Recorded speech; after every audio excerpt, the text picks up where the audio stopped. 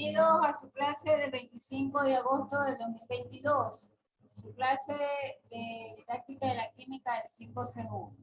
Entonces, en esta semana nosotros estábamos revisando un material que tiene que ver con los métodos de aprendizaje y también con los métodos y con los tipos de aprendizaje. En esa línea vamos a continuar el día de hoy.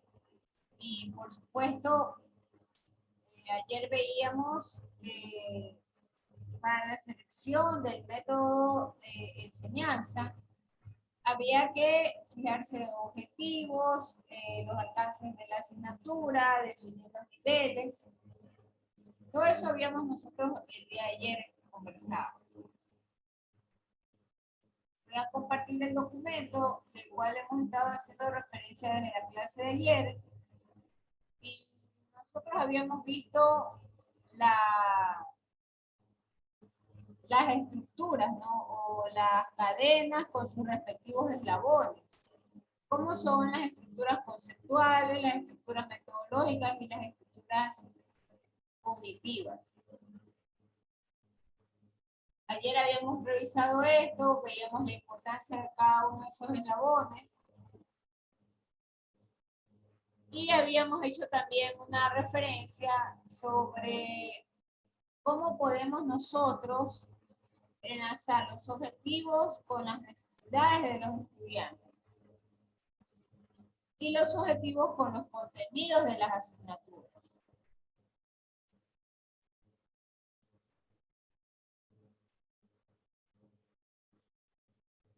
Habíamos también mencionado qué significaba la palabra mnemotécnica. Entonces vamos a pedirle a una persona de la clase que nos recuerde, ¿no?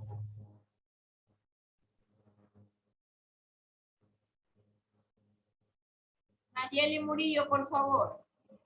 ¿Qué significa la palabra mnemotécnico? Era algo como para recordar. Es algo vinculado a la memoria, ¿verdad? Para que los estudiantes recuerden o retengan lo enseñado en la clase. Entonces, de ahí habíamos hecho gracias, ¿no? Habíamos hecho una mención sobre... No, dale. Déjenme silenciar que está haciendo bulla. Está haciendo bulla.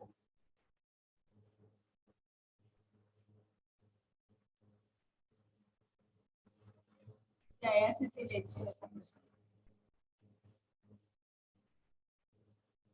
Bien, entonces decíamos que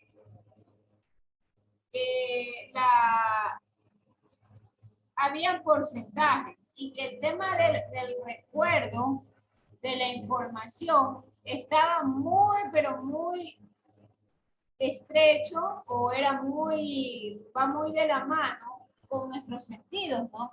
Con el olfato, con el gusto, con el tacto, con la vista, con el oído y de todos nuestros sentidos. La vista es la que implicaba el mayor porcentaje para justamente asimilar la información. Ese porcentaje está seguido del oído.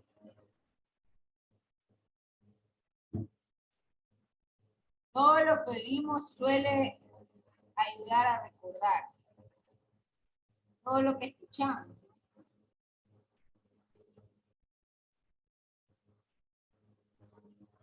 Y entonces eso hace pensar o justamente nos permite hablar de las tendencias, ¿no?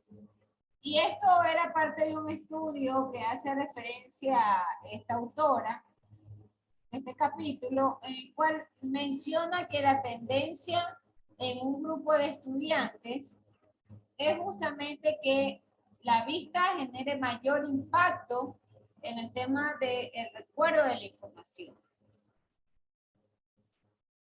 Por otro lado, hay un cuadro muy interesante, ¿no? También en este material que ayer hemos estado revisando y que hoy estamos retomando. en donde nos menciona que retienen el 90% o retenemos el 90% de lo que vemos, de lo que escuchamos y de lo que hacemos. Todo eso junto. Lo que vemos, lo que escuchamos y lo que hacemos. Asimismo, hay el porcentaje que le sigue, que es el 70%, que está vinculado a lo que escuchamos y a lo que discutimos. Veamos un par de opiniones. Por ejemplo, pensemos en una situación algo cotidiana, ¿no? Un par de vecinos o vecinas están en una tienda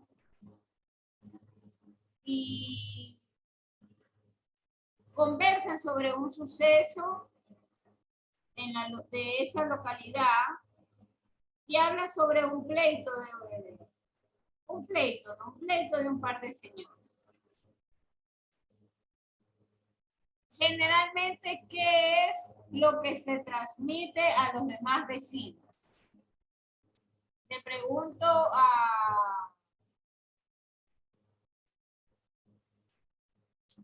por ejemplo, Emerson Ar. Abre el audio, por favor, Emerson. Ya. En tu barrio hay un par de vecinas o vecinos. Ellos en la tienda han comentado sobre un pleito de una familia. El resto de vecinos, ¿qué tipo de información es la que termina recibiendo si ellos no han visto el pleito o no han presenciado el pleito?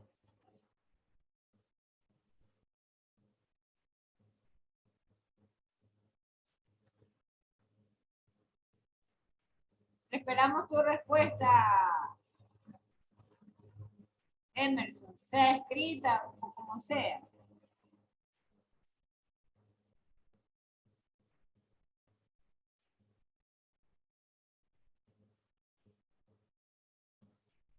A ver, hasta que Emerson escriba o termine de... Bueno, Emerson dice que buscaría más información. ¿Qué opina, por ejemplo? A ver, escuchemos a este señor Jofre Duque. ¿Qué percepción tiene de esa situación? ¿Qué es lo que percibe ese vecindario? Buenas noches, Buenas noches. recién me conecto, sinceramente. A ver, escúcheme las personas. Dos vecinos se encuentran en la tienda comentando sobre el pleito de una familia del barrio. El resto de las personas que no vio el pleito, no lo presenció, ¿qué tipo de información es la que recibe?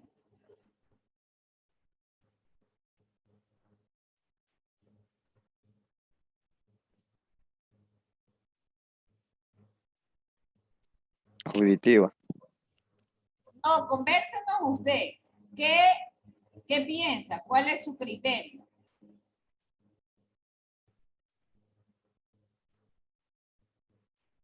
Todos tienen vecinos, todos en algún momento han escuchado de pleitos de familias en sus barrios. Entonces, la pregunta es, dos personas están comentando sobre un pleito ajeno. ¿Qué tipo de información reciben los demás si no han presenciado ese pleito? Información ambigua, ¿Por qué? porque nadie sabe a ciencia cierta lo que pasó. Bueno, ellos no saben a ciencia cierta lo que pasó, no estuvieron ahí. Buen punto, reciben información ambigua. En pocas palabras, eso de ambiguo, ¿qué es en sí? Bianca Cedeño. ¿Qué es en sí esa ambigüedad que menciona el señor Santa Cruz? Que se puede comprender de varias maneras. Correcto, es decir, interpretativa. interpretativa. Entonces, puede que el ejemplo sea un ejemplo un poco burdo, cotidiano, pero sucede lo mismo cuando usted está explicando cierto tipo de fenómenos. Porque va a depender mucho de la interpretación del docente o del maestro, quien le va a transmitir una parte de su apreciación personal y otra parte del material técnico que consultó. Se me viene a la mente, por ejemplo, el caso de ciertos fenómenos sociales, cuando nosotros los estudiamos o los explicamos. Llámese un fenómeno social, por ejemplo, el tema del bullying, por ejemplo, el tema de aquellas noticias que por ciertas circunstancias son manipuladas. Entonces, cuando nosotros tenemos una cátedra o tenemos un grupo de estudiantes al frente nuestro, justamente lo que escuchan ellos de nuestra parte es lo que va a quedar impreso en la parte cognitiva. Lo que escuchan. De ahí la explicación del por qué, y voy nuevamente a compartir, este 90% de retención que les habla el cuadro. Es lo que se escucha. Si lo ve, por supuesto que implica mayor o entra este 90% de retención. Este caso se parece como el de los bebés, cuando recién van a hablar, que todo lo que los padres hacen, ellos receptan y eso es lo que se les queda, lo que ven, lo que escuchan, eso es lo que a ellos se les va quedando. Correcto, muchas gracias, señorita Ávila. O sea, los niños justamente es eso, ¿no? Y nosotros, aun cuando somos adultos, lo que vemos y lo que escuchamos lo retenemos. Y los que discutimos también. Esa parte es fundamental, la discusión. Entonces ahí yo voy a regresar a un texto que compartí en el primer parcial con ustedes, que era el caso, sí vimos creo el tema de Nebrija, por supuesto, porque de ahí tomamos inclusive hasta preguntas.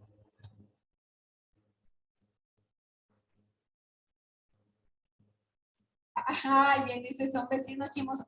Claro, pero finalmente, ¿qué información ambigua es la que queda? Queda es la interpretación de los chismosos. Pudiera ser que el origen de la discusión no sea en realidad lo que los vecinos estén comentando, ¿no? Es la apreciación de ellos. Y esa es la información que reciben los demás, quienes no vieron el problema ni escucharon directamente. Interpretaciones. Entonces, nuevamente, la clase, cuando usted se encuentra al frente de una clase, por supuesto, sus alumnos van a recibir sus interpretaciones. Y hay que ser muy, pero muy cautelosos con esa interpretación que nosotros le vamos a inferir a estos alumnos. Entonces, dentro de las tendencias y dentro de los métodos y de los tipos de aprendizaje, vamos a referirnos nuevamente, vamos a regresar la mirada al caso de Nebrija. Y Nebrija emplea metodologías de los famosos entornos virtuales que tanto hoy en día escuchamos, ¿no? E inclusive puedo yo decir que hay muchos proyectos educativos nuestros en la facultad que hacen alusión a los entornos virtuales. Por favor, confirmen que pueden ver la pantalla. Sí, se ve. Sí se ve, Miss. Gracias. Voy a aumentar un poquito el tamaño. Entonces, entre los entornos virtuales se encuentra el conjunto de plataformas y herramientas. Y claro que en el caso de Nebrija se hablaba de modalidades online híbridas, modalidades online 100%, pero siempre se habló que Nebrija tenía un tipo de entorno virtual relacionado con la tecnología educativa. Y entonces, hay plataformas, hay herramientas y por supuesto en este entorno virtual hay un destinatario.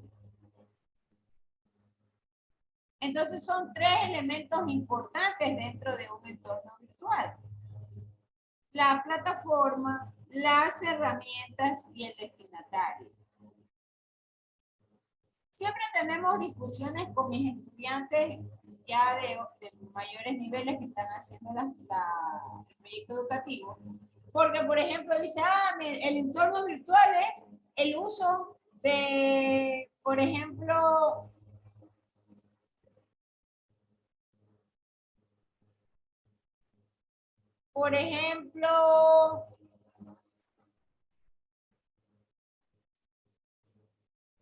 la herramienta MOOC. MOOC es una plataforma para dar cursos. Es una plataforma como tal. Entonces hay que saber diferenciar. Y si nosotros vamos a hablar de la plataforma como tal, yo debo de interesarme por definir qué tipo de herramienta está usando la plataforma. Esto es importante definirlo o identificarlo. Un ejemplo, y no voy a usar el Office 365 porque eso es lo más popular, pero el Blackboard Learn, por ejemplo, le habla de herramientas de comunicación, herramientas colaborativas, herramientas para la evaluación, y ahí nosotros tenemos inmerso el ciclo del aprendizaje.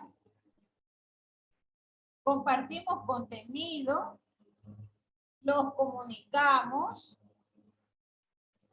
hay espacios para poder insertar, por ejemplo, opiniones o aportaciones de foros, y está el espacio de la evaluación. Entonces, en el caso de Nebrija, ellos tienen diferentes tipos de plataformas, que es lo que ustedes ven en pantalla, ¿no? Hay una herramienta que se me viene a la mente, que hoy en día es muy popular, el Kahoot.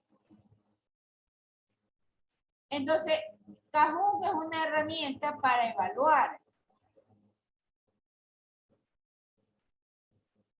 Y por supuesto, está destinada a profesores, alumnos.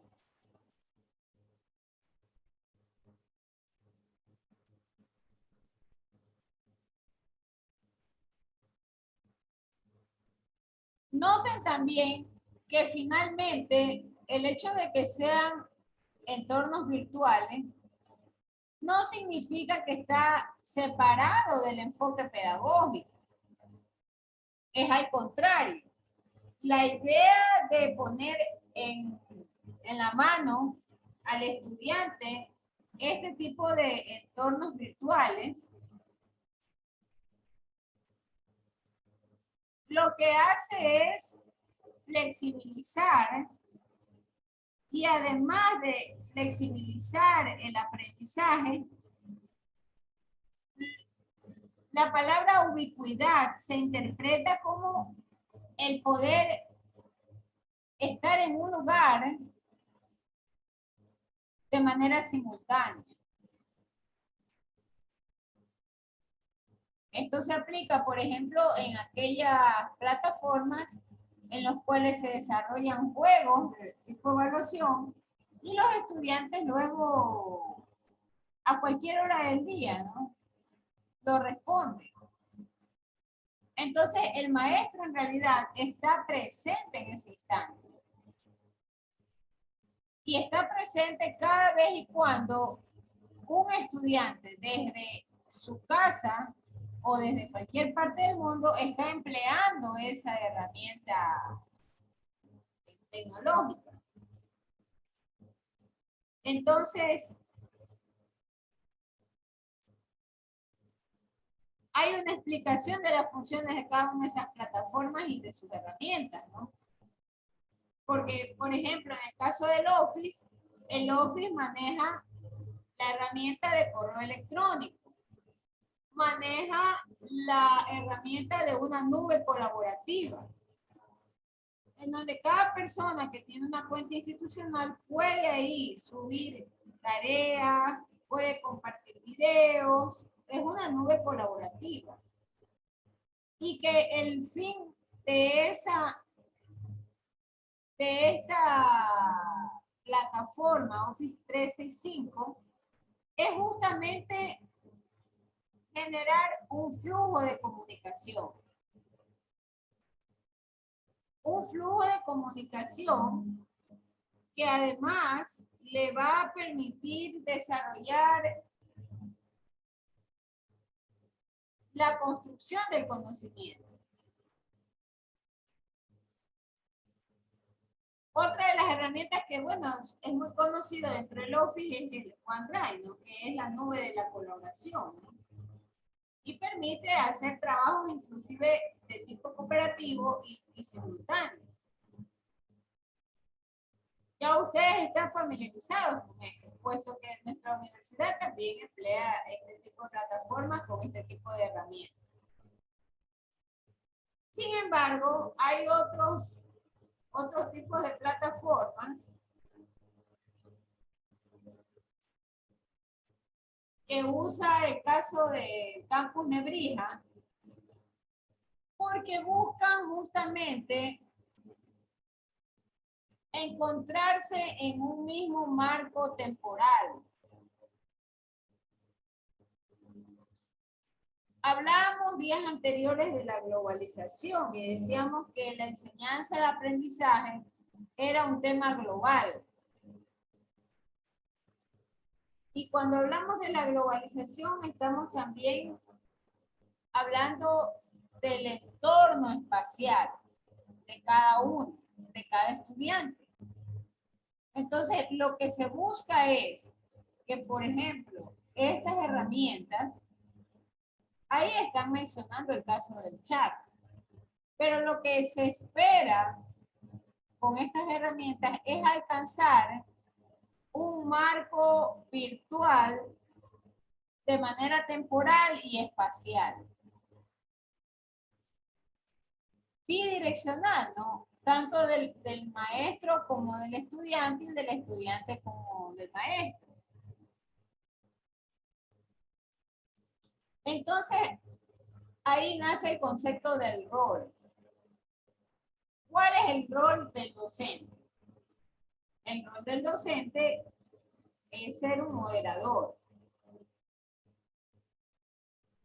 Y por otro lado, el estudiante aprende a respetar los turnos y aprende también a obedecer instrucciones secuenciales.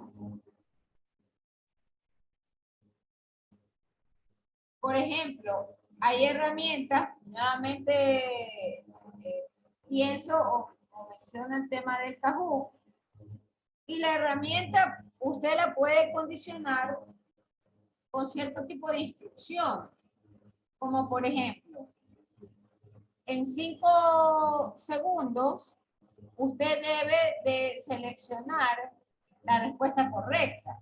ahí estoy dando una instrucción, un orden.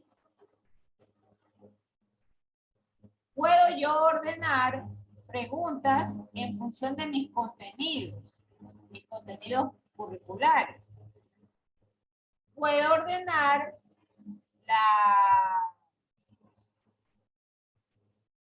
un conjunto de preguntas para evaluación en base justamente a los tiempos de las respuestas. Y puedo también decidir hacerlo una unidad con determinado número de sesiones de mi herramienta virtual. Entonces, finalmente el maestro logra llegar al estudiante y el estudiante también recibe una retroalimentación. Porque normalmente todas estas herramientas están diseñadas para hacer lo que se conoce como la retroalimentación y poder revisar en qué cosa fue que se equivocó. De manera que los entornos virtuales de aprendizaje, o también conocidos como los EVA, hoy en día tienen un papel muy fundamental dentro del tema de la selección de metodologías de enseñanza-aprendizaje. Tienen un papel fundamental.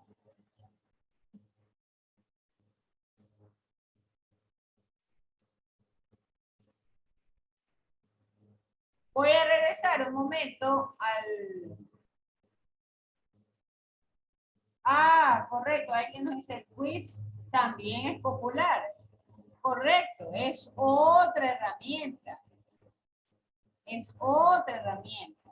Ahora, recuerde usted, y muy importante, que cuando queremos hacer un análisis de plataformas, tenemos que definirla como tal. Y analizar al interior de la plataforma cuál es la herramienta que se está usando.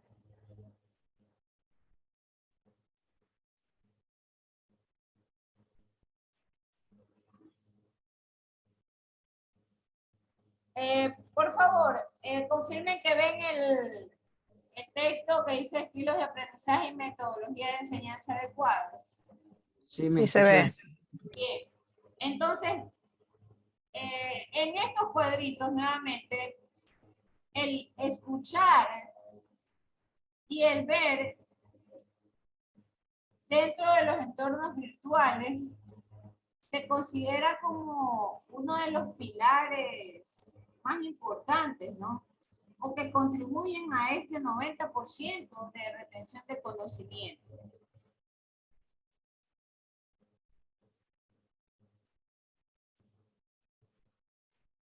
Ayer habíamos revisado esto, ¿no? Los pasos o los esquemas de la metodología de la enseñanza. La importancia de los contenidos, los objetivos que se planteen, los estilos de aprendizaje y los canales más adecuados y los métodos de enseñanza. Eso nosotros habíamos visto el día de ayer.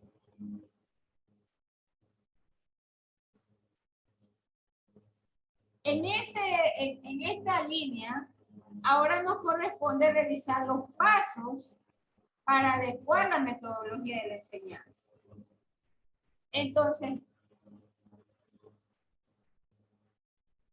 la concepción pedagógica es muy amplia cuando se refiere a metodología de la enseñanza. Y de ahí el criterio, en base a las necesidades de mis estudiantes, qué es lo que más les conviene a ellos.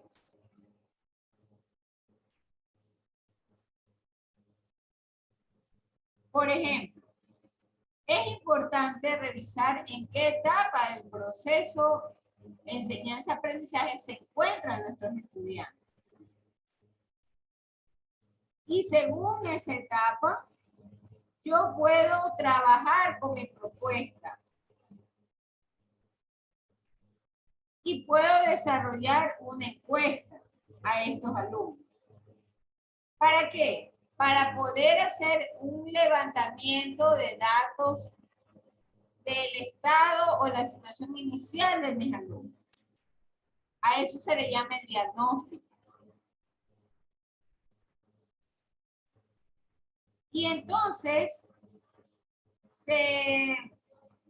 esta encuesta es un instrumento que lo modifico justamente para el efecto de la investigación. Siendo mi muestra la clase, el grupo de personas que están en mi clase.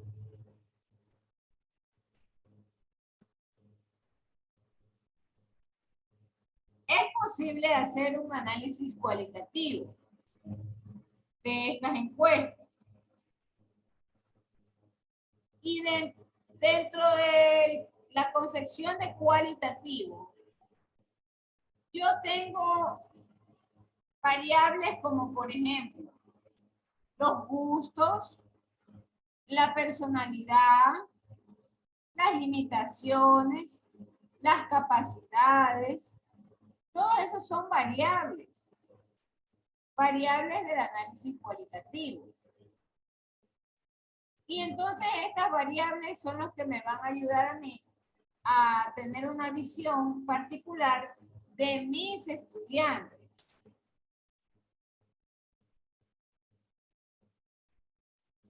Los datos que se generen a partir de la encuesta le corresponden al análisis cuantitativo. Entonces, el análisis cuantitativo implica un análisis estadístico. Y ese análisis estadístico es el que yo puedo, por ejemplo, puedo tomar esa encuesta en 3 semestres seguidos y me va a reflejar una tendencia. Una tendencia de cada grupo de estudiantes con respecto a mi asignatura. Esto a mí me va a permitir tener una mejor visión de las metodologías de enseñanza y de aprendizaje que han sido o no exitosas con los estudiantes. Entonces, cuando nosotros hablamos de transmitir la información a nuestros estudiantes, también estamos involucrando el estilo de aprendizaje.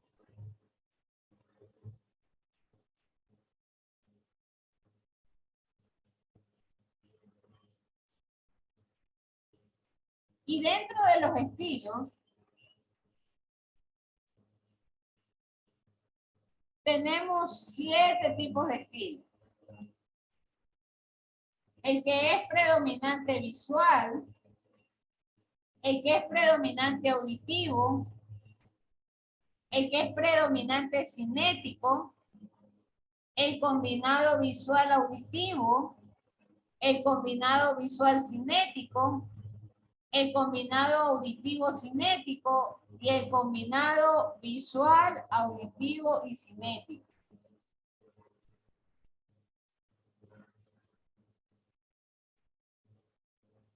Entonces, ¿hacia dónde finalmente yo debo de apuntar? Debo de establecer estos 7 tipos de estilo de aprendizaje y cruzar la información con los métodos. Ahí nace la matriz que tienen ustedes en pantalla. La parte superior o la primera línea le corresponde a los estilos de aprendizaje.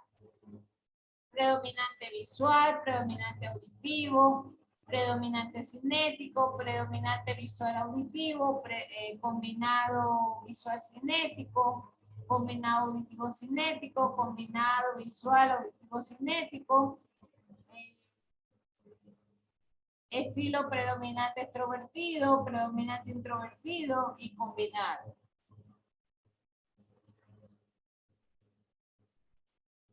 Entonces, por ejemplo, en la primera columna encuentro el cambio de los métodos. Los métodos de enseñanza. Hay método de enseñanza expositivo, el interactivo, el expositivo con material didáctico visual, el expositivo interactivo. Sobre esto va a quedar una tarea. Y les voy a solicitar que ustedes investiguen la parte conceptual de cada una de estas metodologías.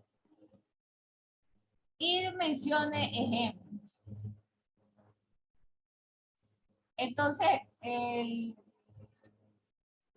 método o cada método que vamos revisando puede cruzarse con el estilo de aprendizaje. Y tendré un método expositivo puro que es muy exitoso, por ejemplo, con la parte predominante auditiva o con el combinado visual auditivo. Esos espacios en blanco que ustedes están apreciando significa que no es aplicable o no es exitoso ese método.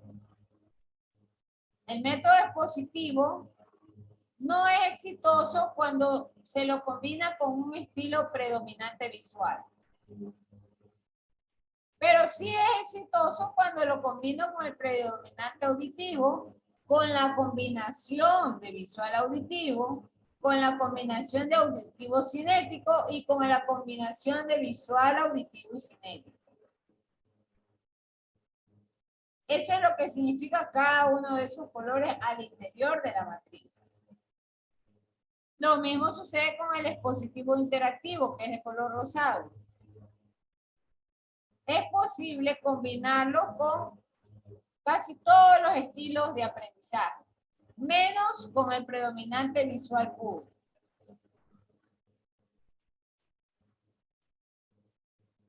Lo mismo sucede con el método expositivo en material didáctico visual.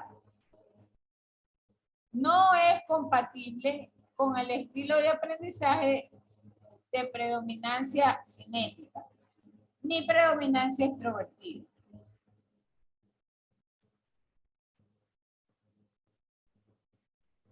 Por otro lado, el expositivo interactivo sí es exitoso con todos los estilos de aprendizaje. Voy a solicitarle a, por ejemplo,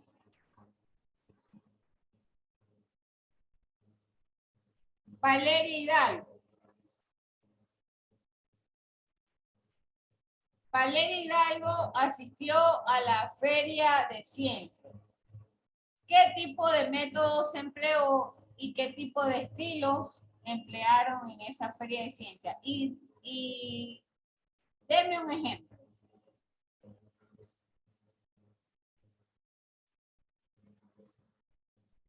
Señorita Valeria Hidalgo, por favor, repórtese.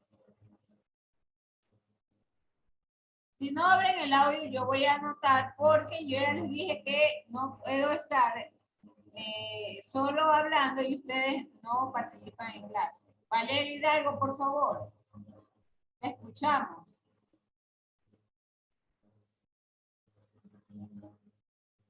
Ha dejado abandonado ese internet, ya lo vamos a anotar aquí. Abandonado el 25 del 8 del 2022. Valeria Hidalgo.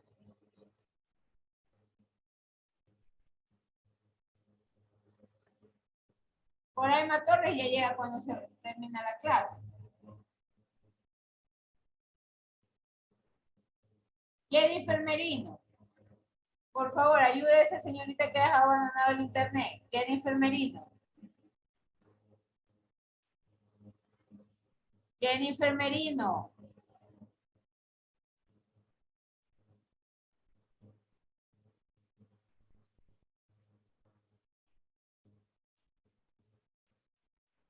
También ha dejado abandonado Jennifer Merino.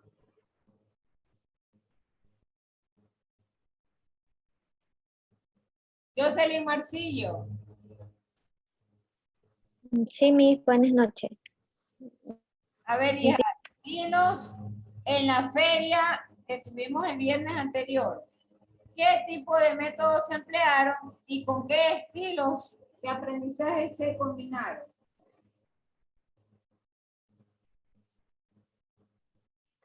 Fue con método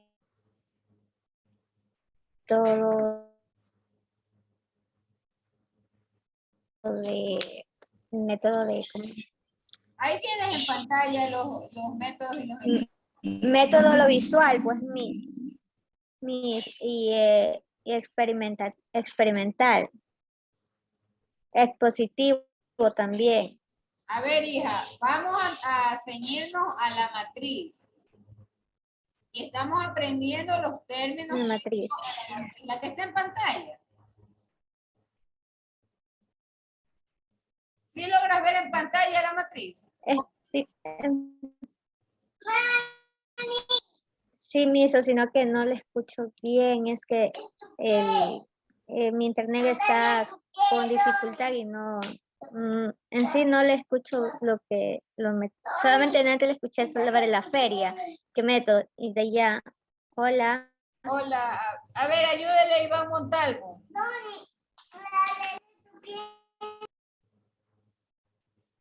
Iván Montalvo, ayúdele. Iván Montalvo. Ha dejado abandonado Iván Montalvo el internet.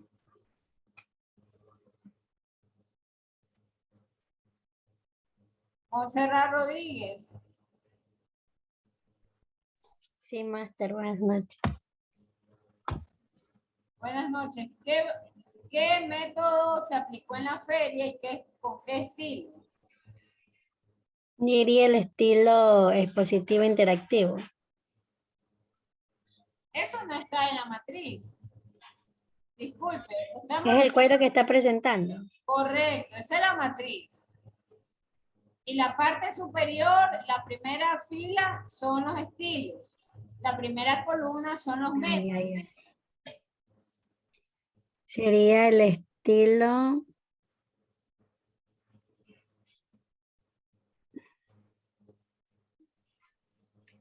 el visual. Visual. ¿Con qué? Predominado visual. Combinado visual. ¿Con qué estaba combinado? No, ahí dice me imagino que es predominado visual. Combinado visual, auditivo y cinético. Ya, ¿por qué habla de un estilo combinado? Le pregunto a usted mismo. Porque se emplea, o sea, ese día de la feria se emplea de diferentes maneras. Explíquelo. Hubo exposición, se explicó sobre se explicó sobre los experimentos que se realizaron cada curso. Hubo muchas personas que estuvieron a la vista, o sea, visitaron los stands y presenciaron las exposiciones de cada curso. Entonces hubo una combinación de estilos. Exacto. Visual, auditivo porque las personas hablaban y cinético porque había movimiento. Exacto. ¿Con qué tipo de método se trabajó?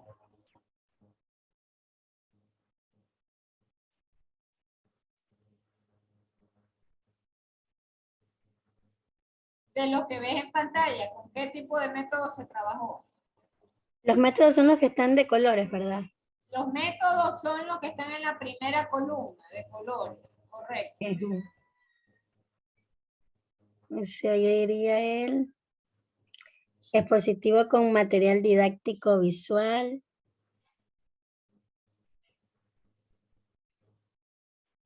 Expositivo interactivo.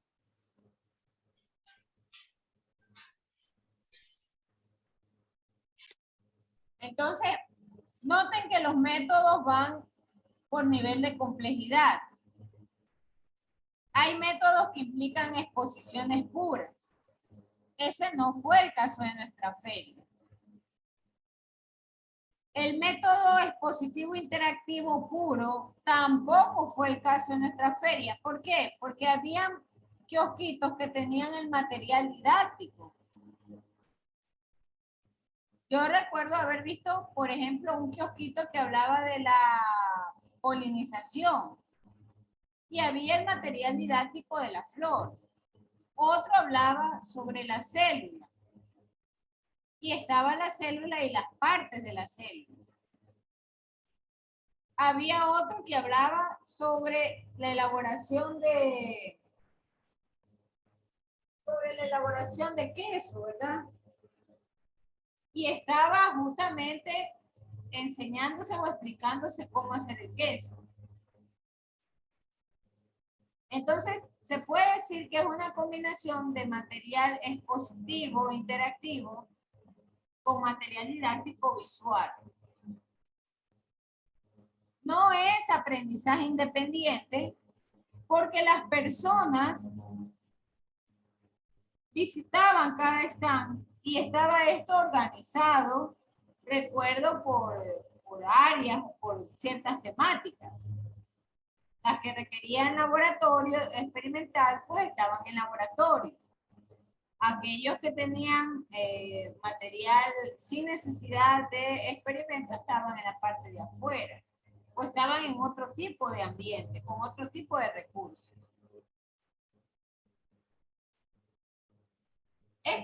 Esta matriz nos ayuda a visualizar cómo puedo cruzar el tipo de método con el estilo de aprendizaje. Bien, vamos a dejar hasta ahí. Por favor. María Elena Bajaña estuvo como también respondiendo, ¿no? Que eran, bueno, no, ya aclaramos que no es expositivo puro, ni es solo expositivo interactivo, sino que es una combinación, ¿no? Por favor, enciendan las personas la cámara para poder hacer la foto del curso.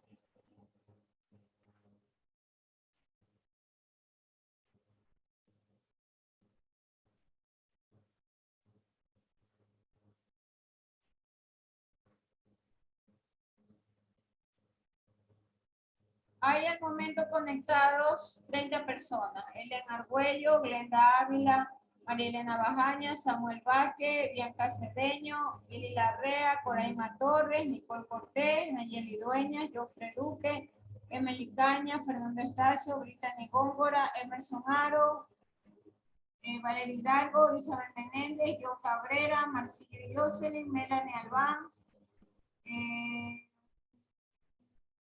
Jennifer Merino, Angie Miñán, Monserrat Rodríguez, Iván Montalvo, Nayeli Murillo, Nadia Ordóñez, Arlene Villasagua, Ricardo Viejo, Samuel Durango, Isaac Santa Cruz, por ahí, ¿no? Máster, aquí estoy, Góngora. Es lo que estaba trabajando. Brittany Góngora. Ya.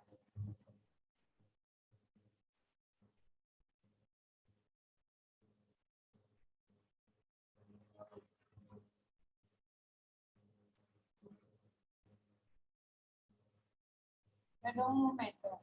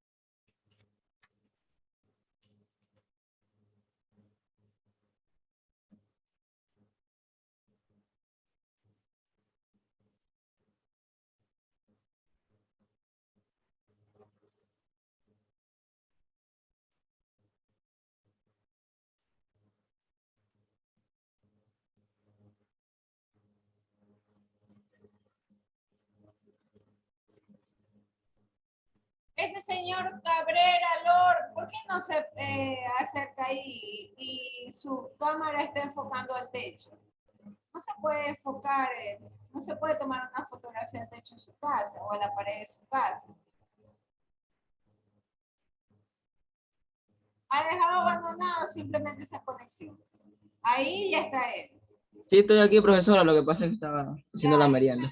Estacio no abre la cámara, ni tampoco Valeria Hidalgo, Se fue al baño, dice. Aquí estoy, máster, buenas noches. ni Iván Montalvo, ni Emily Caña.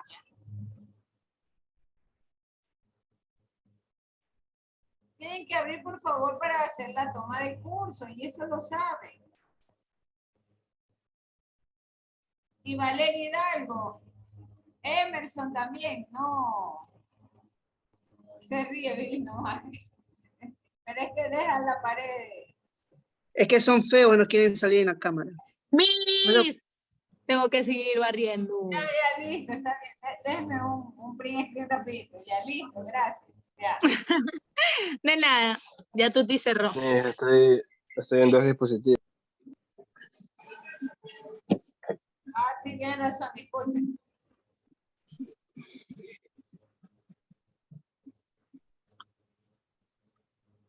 Listo. Bueno, muchas gracias, señores. Entonces, ya el material igual lo voy a subir a la plataforma y se lo paso a Billy hoy sin falta. Muchísimas gracias, ¿no? Que estén bien. Gracias. Gracias. Gracias a mí igualmente.